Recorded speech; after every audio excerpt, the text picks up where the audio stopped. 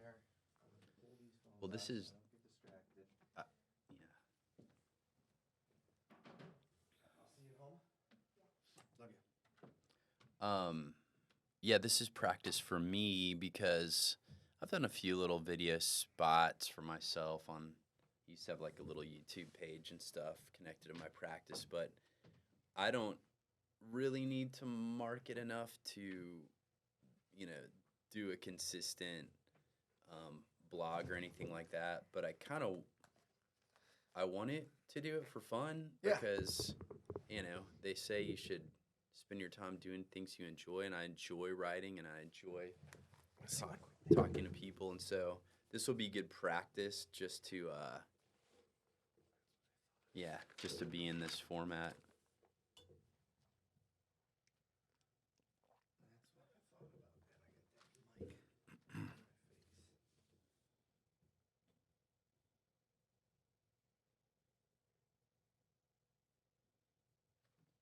All right, cool.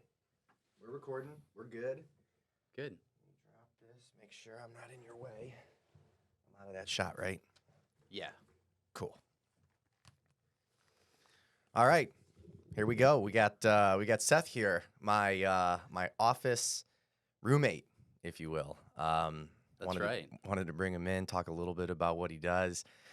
Obviously, on the podcast, we've been trying to keep everything a little real estate related, but also just kind of business minded. Mm-hmm. You got that flipped upside down. There you go. That's got to be a little better. All right. This shows you I'm not a professional at the podcasting. Not yet. So that's right. I'd move that mic a little closer too. Here we go. How's Yeah, that? much better. Okay. All right. So yeah, right across the hall, Seth is, technically, what's your title? I'm considered a licensed clinical social worker. So I have a degree in psychology and then a master's degree in social work. But the way that plays out, you can do a lot of different things with a social work master's degree, and I've done several things with it.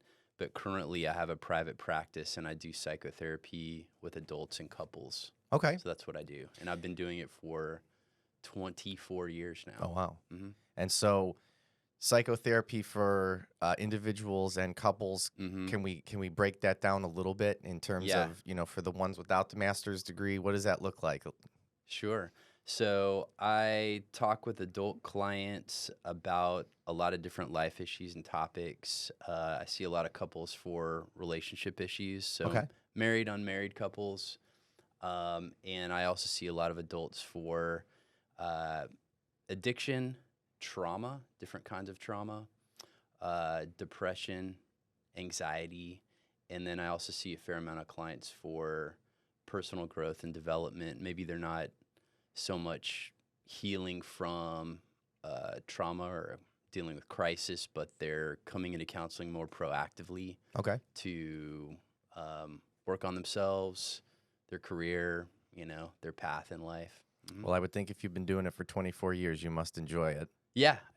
I'm lucky to do what I do, and I've been working on my own since 2004. The first 5 years of my career, I worked for other people and organizations, and decided that I didn't want to have a boss, and so I'm enjoying not having a boss and doing my own thing. But you still work just as hard and you're just as busy, but the great thing about being your own boss is the only policies and procedures you follow are the ones that you created, and if you want to change them that day, you do it instantly, and there's no meeting required to do so, So do you have any other employees, or is it just you? It's just me. I'm busy enough where I could employ other young therapists coming out of school to work for me in my practice. But again, in former positions, I supervised other therapists, and I don't really want to be doing that. That's a different thing, being a supervisor or running a group practice than being a therapist. And so I like to just be a therapist, keep it small, and I enjoy it. Cool. Mm-hmm. Well, you kind of covered the why that made you decide that you wanted to go out on your own. Mm-hmm. How long ago was that? That was in 2004. Okay. So, What'd that look like? yeah. So there's different ways that people go into business for themselves. And when I listen to podcasts and at this time in my life and I hear how other people are doing it, oftentimes you'll hear these stories of entrepreneurs that have this passion and they decide to go for it full force Mm-hmm. and quit everything else. And that's a way to do it. Sure. There's no wrong way and no right way. There's lots of different ways to do it. But a lot of people that I've listened to take kind of a middle way approach, which is keep some kind of an income stream or day job while you're ramping up your own business. Right. If you can. Not all businesses are structured so that you can do that. Mm-hmm. But I was able to go part-time at an agency that I worked at as I built up my clientele. Okay. And then at some point, I made the final leap.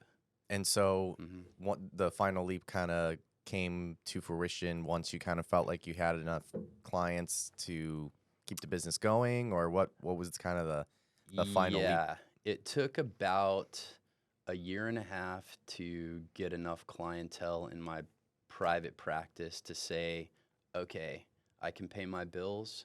And also, with the time that I'll have leaving my my organizational job, with that time, I'll be able to use that to get more clients. Okay. So I had the faith at that point that I could see the rate of growth, and Mhm. I knew it could continue if I had the time to invest in it. Okay. Mhm. Yeah. And so the clients that you were getting before you kind of felt confident Mhm. enough to do it, how were we getting those clients? Was it word of mouth? Were we advertising? What did all of that look like? So this is interesting. In 2004, when I started my private practice, uh, there were still a lot of therapists in Austin. I think at that time there were about 800 licensed therapists in Austin. Okay. But Austin has a pretty educated population that's mental and physical health centered. So there's a lot of people who want to utilize therapy. So even Mhm. though 800 sounds like a lot of competition, there was plenty of room to be a new therapist in Austin. Some people discouraged me and said, don't do it, Okay. that you're not going to be successful. It's hard to run a private practice. That wasn't really my experience. My experience was that if you market a little bit and you enjoy doing what you're doing and talking about it, it was pretty easy to connect with some people that started being sources of clients. But back to where I started, in 2004, there were only a few therapy practices in Austin that had decent websites. Okay. And therapists are kind of Luddites behind the curve usually with technology. Mm-hmm. So I made a decent website, and that was enough to get some traffic because I didn't have any word of mouth at that point. Okay. I was brand new to the field. And so as I got busier and went through the years, I had more word of mouth. And at the same time, therapists were catching up with technology. And now there was 1,000 good websites. Mm-hmm. So my website traffic comparatively went down. It was hard to stay on the first page, but also I didn't need to quite as much because I now have a lot more word of mouth. Right. So Would you say that's the majority of your business is through word of mouth? So even though I just explained that the ratio of, web traffic to word of mouth Yeah. changed, I still get quite a bit of traffic through the internet. Okay. It's just that even if you're not on the first page Mhm. of Google or whatever search engine, there's still enough criteria that people look through that they will get to me and they will find me. And there are other websites that are search engines just for therapists that list your specialties. So people will go to those Okay. and they'll not simply look for what zip code you're in, but they'll look for what your specialties are and find you that way. So Do you have other businesses that are also good referral partners for you? I would envision maybe doctors, or is there anything like that? yeah, one thing that I did when I started out, which was really simple, but seemed like a no-brainer idea, was to write a cover letter and send some business cards to all of the psychiatrists, all of the doctors, and all of the other psychotherapists in town, basically, in like a 10-mile radius. Okay. So I sent out hundreds of letters, and every time I did a mailer, I would get about a 3 or 4% hit rate back. A Nice. doctor, psychiatrist would call me and say, hey, Mhm. you know, nice to meet you, want to hear about what you do. And they would start sending clients my way. And so I did that a few rounds in the first couple years. And then I haven't done it since because things took off and hadn't needed to again. Okay. Mhm. What are like the current, like now, and I'm sure you have ones in the past too that we could touch on, but what are some of the kind of pain points that you deal with right now when it comes to running your business? So for the first 20 years, Uh-huh. I accepted insurance, tons of different kinds of insurance, 20 different insurance plans. And I didn't mind doing that because my past experience working for other organizations and corporations, there was always a lot of bureaucracy and paperwork. Right. So I was used to doing that. That's a aspect of the practice running the business that a lot of therapists don't do. So they just never take insurance. Mm-hmm. They have sort of the ideal that we're just going to take private pay out of pocket from the beginning, not mess with insurance, and they do that, but they don't have a lot of clients. Right. And so I did the work of accepting insurance, but being really busy, having a full practice, but also having to do hours every week of administrative stuff. So finally, a few years ago, I got to a point where I had enough clients that I was able to start backing off insurance plans one at a time. Mm-hmm. The plans that paid less, Sure. I started eliminating, and now I don't take any new clients through insurance. So Okay. so a pain point would be dealing with the bureaucracy and time and paperwork of insurance. Is there any Mhm. particular type, maybe not type of insurance, but I guess, for people out there who are considering, and I know that's one of the biggest things from Mhm. people that I've talked to, they're like, oh, I don't know if it's covered by insurance and all this Mhm. other stuff. And that can be a reason that people might not, seek. Utilize services. Yeah, utilize Sure. services. So what does Yeah. that look like in regards to, I don't know, if I'm considering doing something like this, like what do I do? Do I call and say, hey, here's what kind of insurance I have. Can you help Sure. me? Or what does that look Yeah. like? So a couple things about that. When I decided to stop taking insurance, there was a moral and ethical component to the decision Mhm. because I would no longer be helping people that could only afford their copay.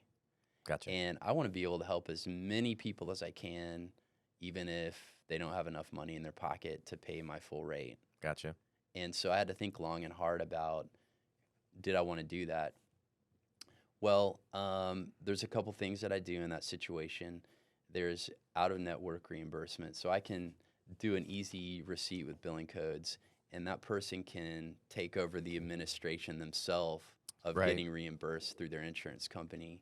Okay. And so that tells me if they really want therapy and they want to do the administrative part, Mm-hmm. they can do that, and they'll still get some benefit through their insurance plan. So I will do that for them. Or I can refer them to someone who's directly in their network. And I talked with a client this morning who called who had an insurance plan, and I didn't take it. So I explained to him the out-of-network process, and I said, or if that sounds like too much of a pain in the neck for you to do and you want to just go see someone in your network, I'll refer you to someone, and I do that. So I always That's offer to cool. do that for people. And I can see people pro bono, free of charge, or at a discount rate when I want to. Mm-hmm. So I still find a way of balancing helping people in the community that maybe can't afford the expensive rate of private counseling. And I also make an income that makes sense to me, and I'm not doing work for insurance companies that takes a lot of my time.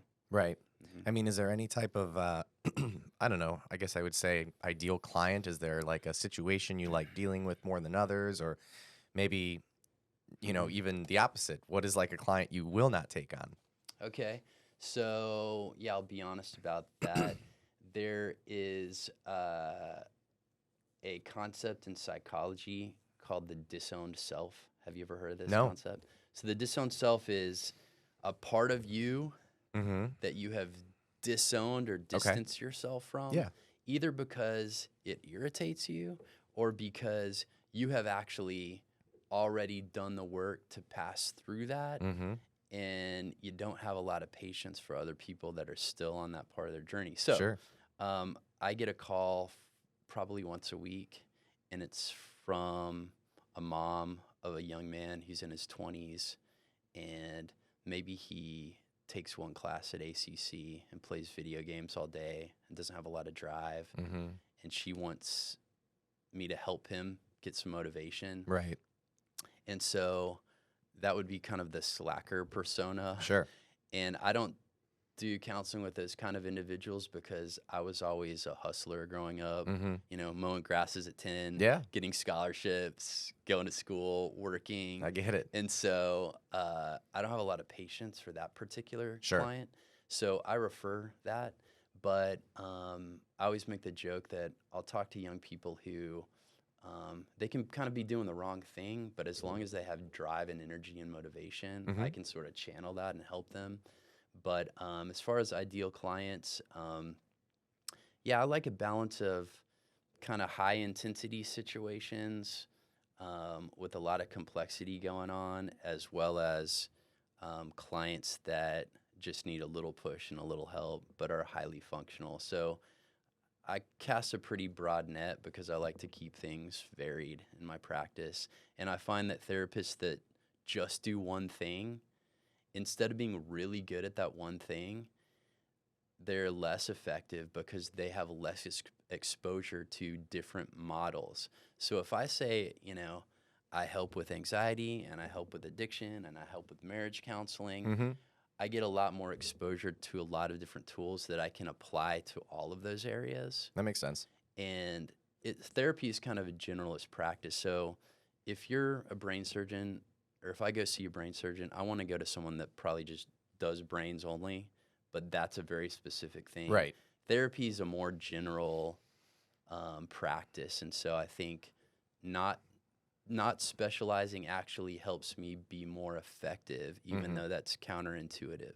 No, I Mm-hmm. get it. I think it makes sense. Mm-hmm. I know before we kind of got on here, one of the things I wanted to talk a little bit about is maybe some of the, you brought up the slacker. I really like that because I want to tell you kind of like a short story in terms of, real estate and what we're seeing right now. And I'd really like your take on it. So Mm-hmm. I did like a little rant that I'm going to put out probably this week. But basically what it was about was, 2020 and 2021 were great years for this business, whether you were a real estate agent, an insurance agent, a lender, pretty Mm-hmm. much anybody in like that financial arena. And so we all kind of keep an eye on one another as far as production, and we know, like what's a good month compared to a not so good month. Right. And what's been really, really interesting to me is that I am seeing a lot of salespeople that I kind of listed in those industries that were top performers in like 2020, 2021, really just killing it, right? Mm-hmm. And so there's no secret. The business has slowed down year over year. I think the last statistic I read, it's like a 60% reduction in the Mm-hmm. business in general. So Wow. if you're doing 60% less than you were in 2020 and 2021, you're actually like right where you should be. Mm-hmm. But I'm seeing some people that were really, really profitable, super big heavy hitters that are probably down more than that like 60%. And I'm seeing some other people that, they weren't like the top dog Mm-hmm. when things were really, really good, but they've stayed really consistent and steady. And the only thing I can think is like, it probably has a lot to do with just attitude, right? I mean, Psychology. right. Yeah. It's Right. like a cliche where, Yeah. people always say, well, you can be good during good times, but how well are you going to be when things are bad or slow?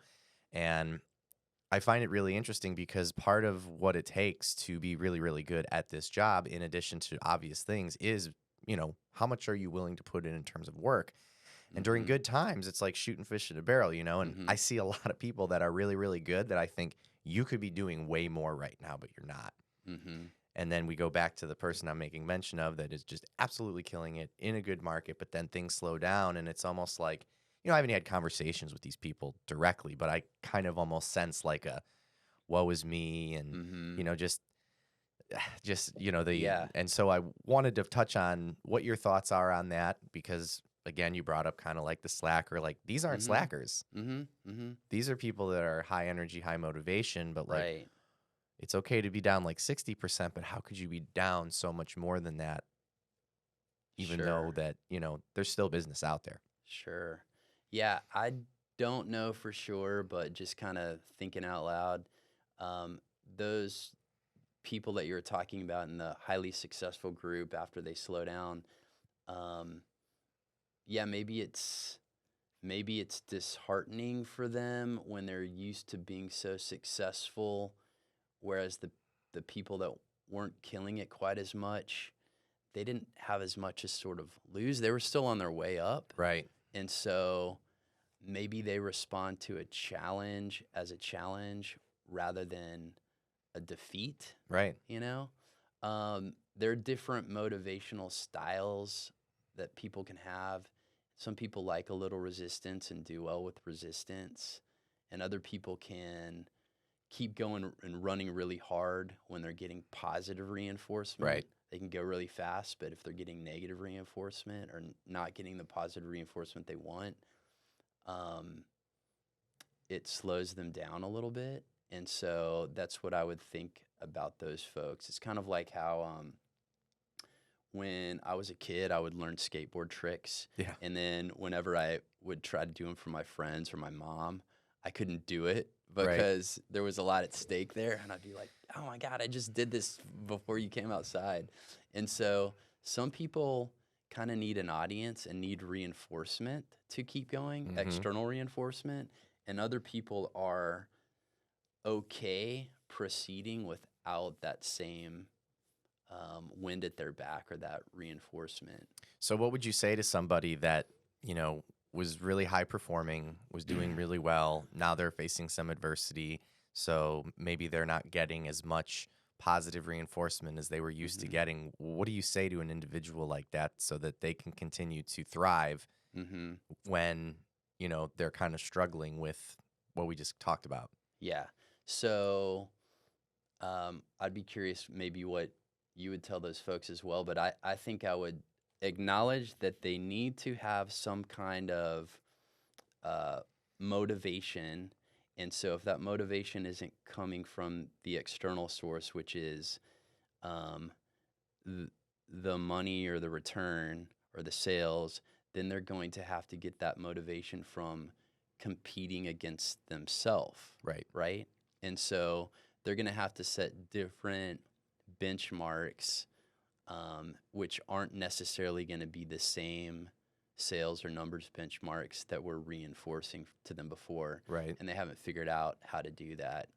And it's kind of just like an athlete who maybe has an injury Mhm. and so has to find a different way to get that dopamine return because they can't run anymore. Their knees are gone. And so they haven't figured out yet they can swim, you Mhm. know? And so they haven't yet found that next motivating thing. But I think it would be, uh, yeah, just to find a way to switch the motivation from external to internal and compete against yourself in some way, possibly.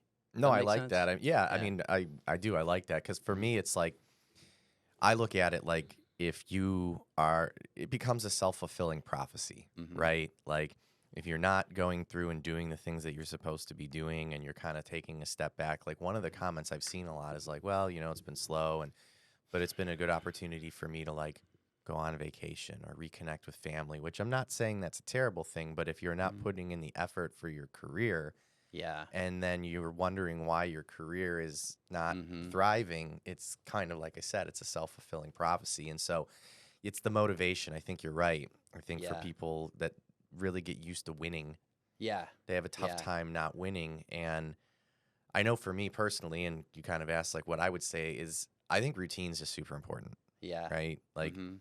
and kind of going through and figuring out what those benchmarks are that, you're expecting out of yourself and making sure that you're doing those things I think is Mhm. huge. Yeah. Um, because again, if you're not doing it, what do you expect? Sure. I told a client this morning, um, I said to him, "Hey, I'm about to tell you something really boring, but if you want to improve what you're working on, the key is going to be consistency, and most people don't have it, and that takes so much work to deconstruct and reconstruct Yeah. that if you stay in fourth gear, not even fifth gear, but if you operate in fourth gear, that's better than going from fifth to first, Yeah. to second to third to fifth again.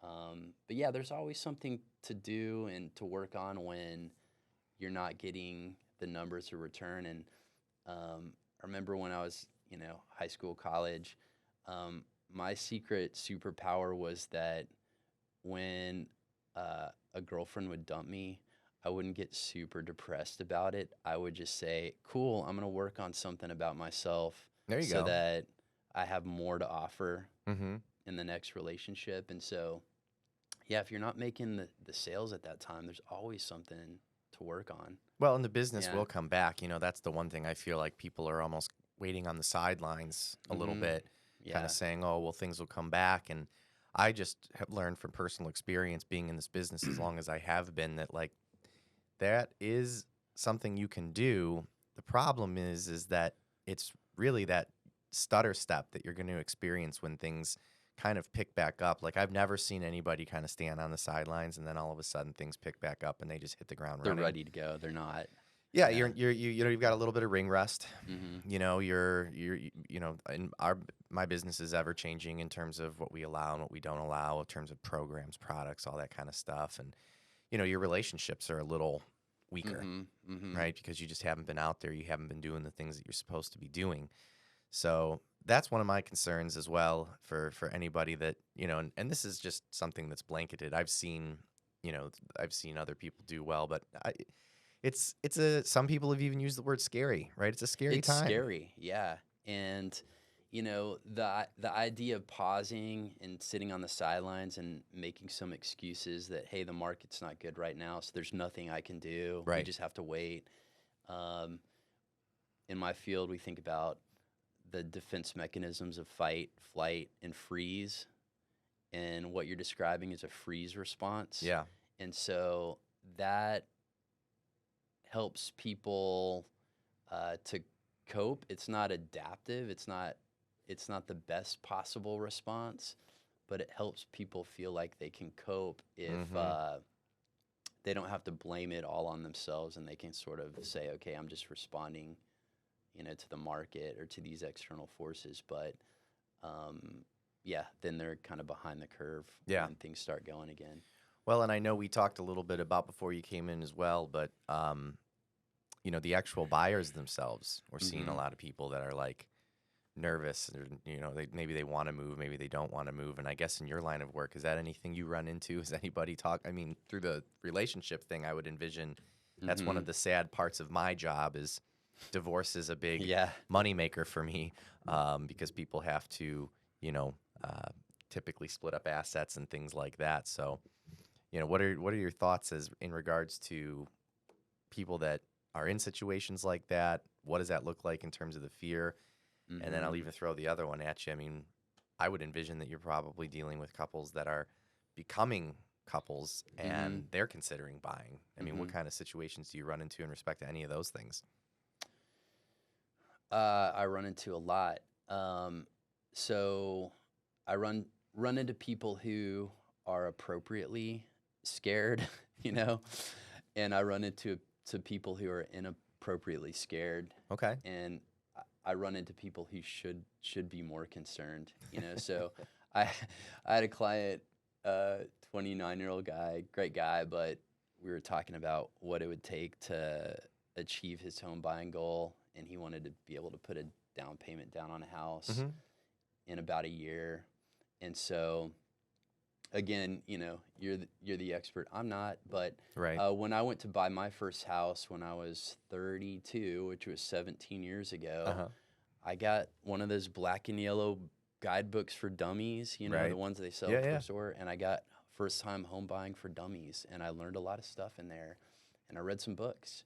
And so I encouraged him to read that book, and then we talked a little bit about the numbers, and he came back and said, okay, this is what I'm going to save per month to get where I want to go. And I was like, well, that's not gonna that's not gonna get you there. That's Right. not a down payment.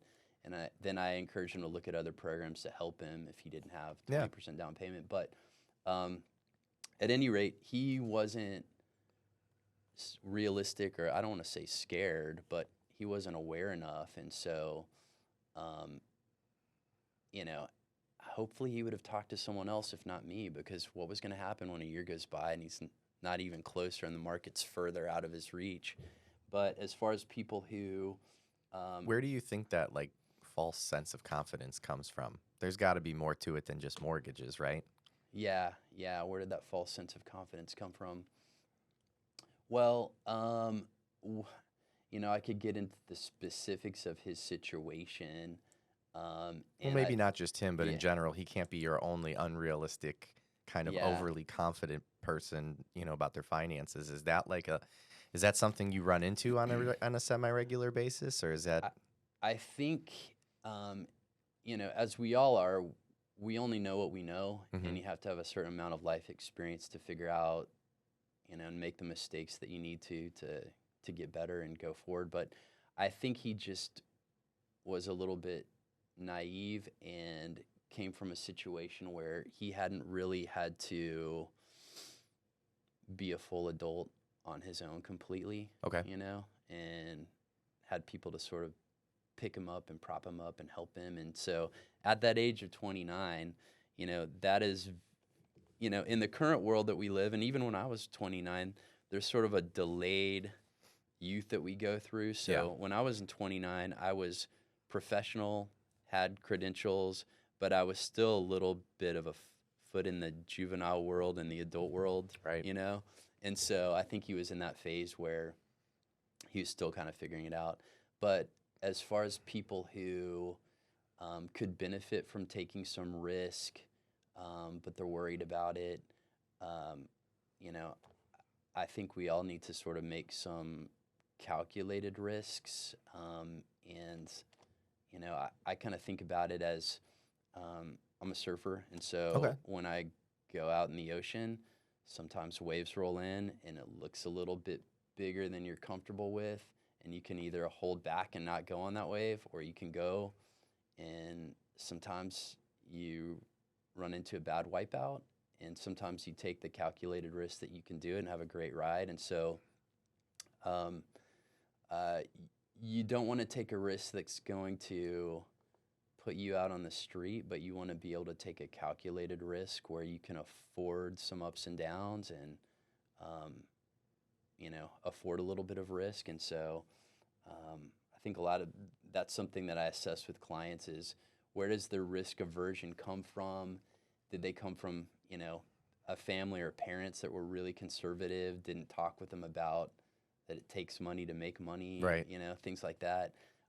I wasn't educated by my parents on how to make money, or anything in regard to business and banking. And so I had to learn that from other people outside of my family, uh, to raise my risk tolerance, I guess, One of the things that I always talk about to people that's super interesting to me on kind of like a, level Yeah. that we're talking about is I get a lot of phone calls from people that want to get approved, and the reason that they are finally ready to take that leap is because there is someone in their life, whether it's a friend or a family member, Mm-hmm. that has just recently purchased a home.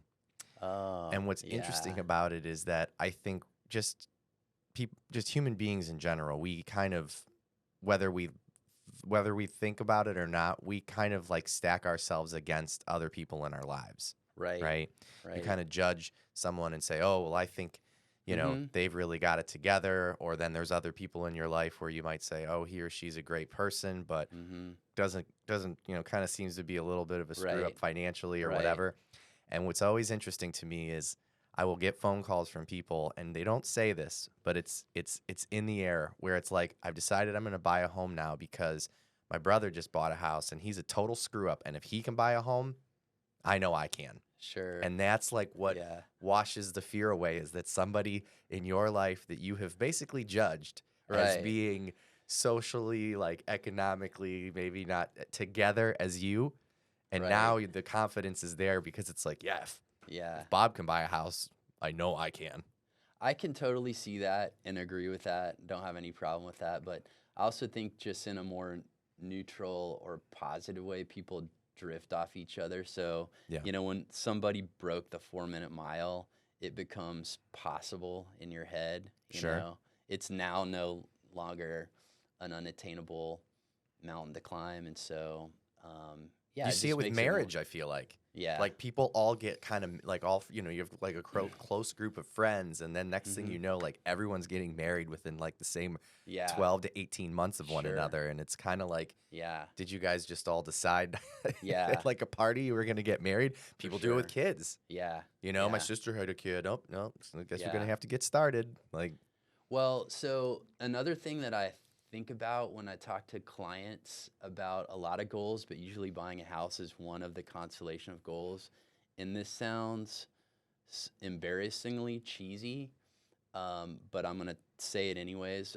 And I'm an educated person. I have more sophisticated tools than this one that I'm about to rattle out. But the thing that helps a lot of clients is I'm I'm feeling dumb saying this, is a vision board. And so you've I've heard got of one out in my office. Okay, cool. Yeah. Well, so why does it work? Well, when you have a picture or these key power words that represent what you're going for, then it's in the forefront of your consciousness every day. Yep. And you are more likely to take steps, whether that's reading something or filling out something or talking to somebody. You're more likely to take a step doing that thing if you're looking at it every day. So I have people do stuff like that as well, Yeah, I did my first one for 2023. Oh, really? And yeah, it was good, Yeah. man. It does kind of make you sit and think and like, kind of the way you put it in the forefront of your mind. And so there good that's a good nugget for all of the real estate agents Yeah. out there. Have your client make a vision board. Right. And, I also think that for a lot of people, it's a reframe from, this opportunity to buy a house is scary, and scary sounds bad versus it's exciting. Yeah. And so on a psychological level, cortisol, stress hormone, that's what we feel when we're anxious. It's the same whether you're crashing your bike or you're purposefully going on a roller coaster for fun. It's the same cortisol. Right. And so you can interpret it as bad or you can interpret it as exciting. That's interesting.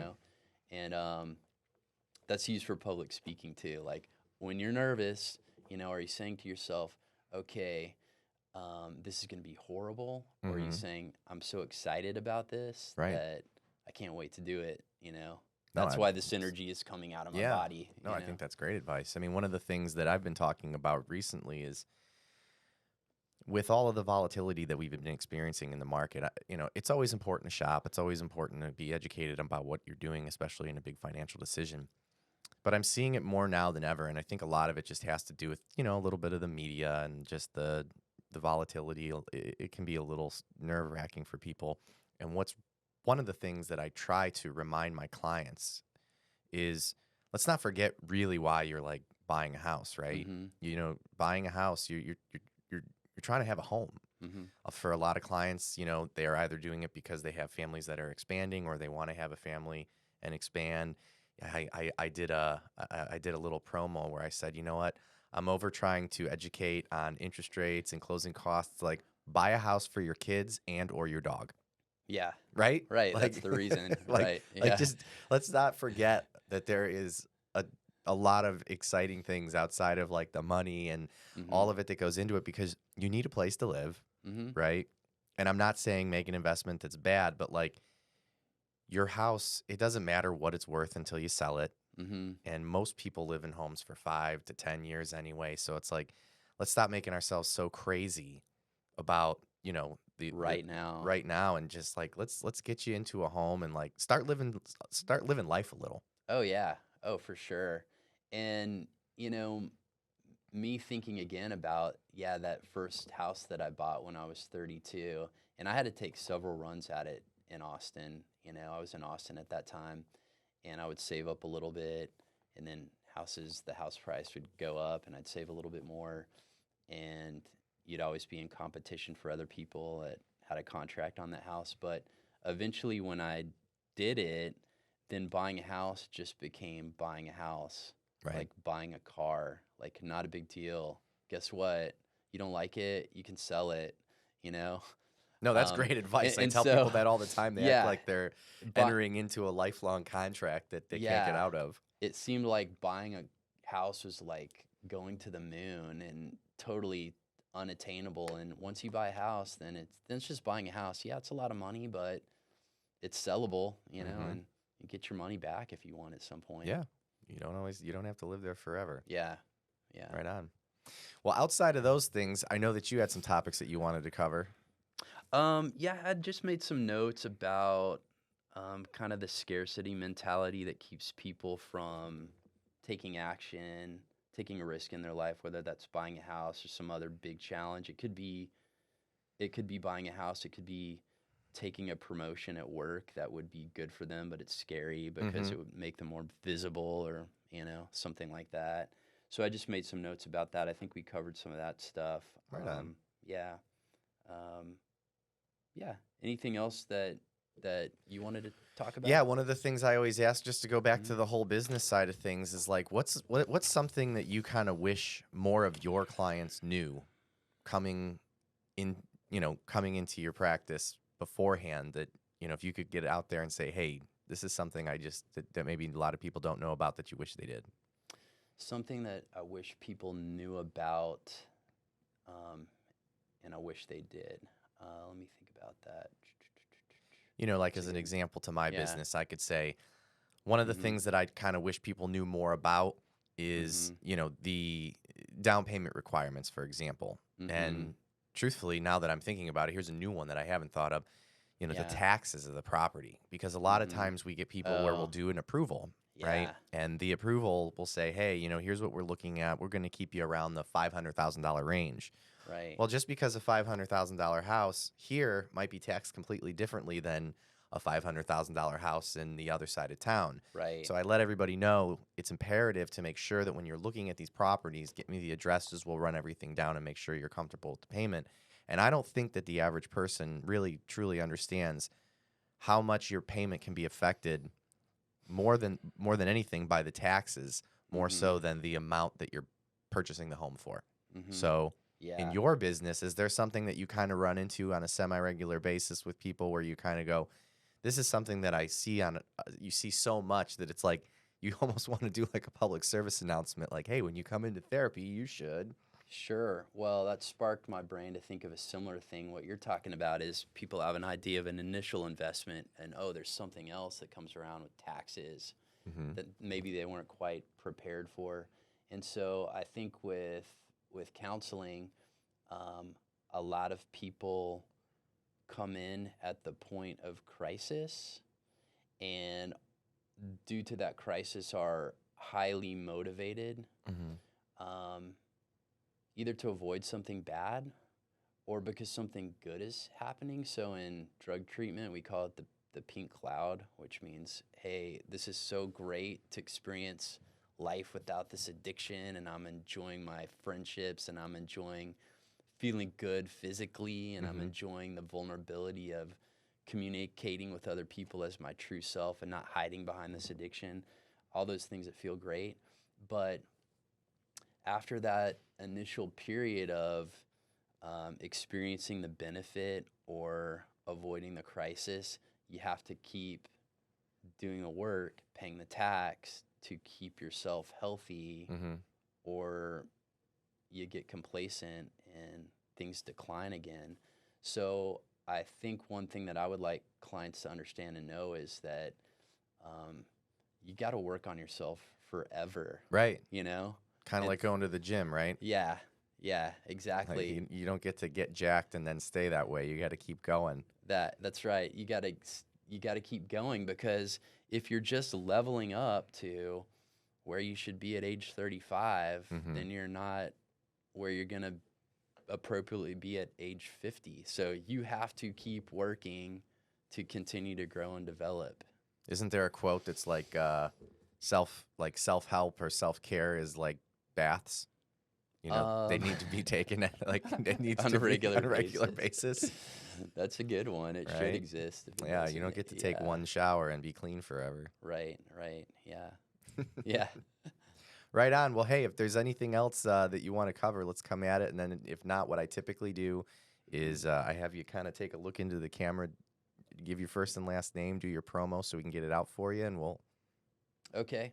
I'll take a couple spins at that. Yeah. And we can edit it if needed. Oh, yeah. No, Cool, you're cool. good, man. Okay, so I'll do my little promo here, and you can tell me what I'm missing because I might not think of it. Okay.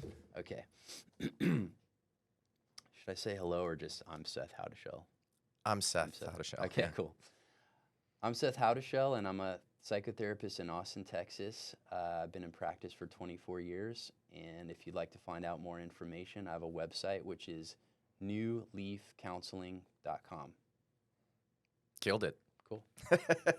Right on, man. I mean, like I said, this is what I've been doing. We're keeping them like 45 minutes to an hour. Cool. And then my guy's coming in tomorrow who does all of the editing and stuff. So with the 2 cameras, it'll go back and forth. And then we'll cut you for your promo and everything like that. And then I'll keep all the raw footage as well. So if you have like a SD card or even like a, what do you call that? Like a flash drive? Flash drive. But you'll want to make sure it's at least like 20. I have an external hard drive. I can probably. That's perfect. Yeah. How long? I'm sure it varies, but what do you edit down to? How many minutes? Well, so I'll give you the full cut because I know you probably have like some things that you're